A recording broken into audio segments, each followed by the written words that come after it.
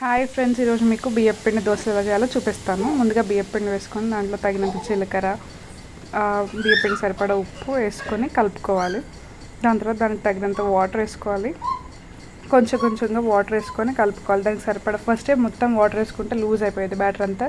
So తగినంత water వేసుకుంటూ కలుపుకోవాలి.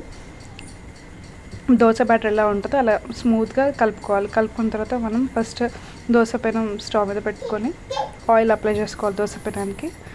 దాని తర్వాత దాని ఆయిల్ వేసిన తర్వాత దోశ బ్యాటర్ చాలా లూజ్గా ఉండాలండి. అలా అయితేనే మనకు ఇట్లా హోల్స్ పడుతుంది. దాంట్లో మనం ఆయిల్ అప్లై చేసుకుంటే దోశ బ్యాటర్ అనేది చాలా బాగుంటుంది. ఈ ఫుడ్ అయితే చాలా ఇన్స్టాంట్గా రెడీ అయిపోతుందండి. దోశలు మనకి సమ్మర్లో పిల్లలు ఏం చేయాలని అడిగినప్పుడు క్విక్గా ఇన్స్టాంట్గా అయిపోవడానికి ఇదో ఈజీ రెసిపీ అండి. బియ్యం పిండి, జీలకర్ర, ఉప్పు సరిపోతుంది.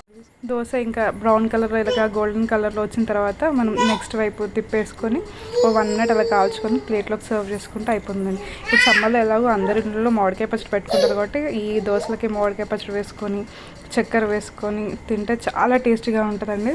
మేమైతే అలానే ట్రై చేస్తామండి. పిల్లలతో పాటు హాయిగా కూర్చొని తింటాం సమ్మర్లో ఈవినింగ్ స్నాక్స్కి. మీరు కూడా ట్రై చేయండి.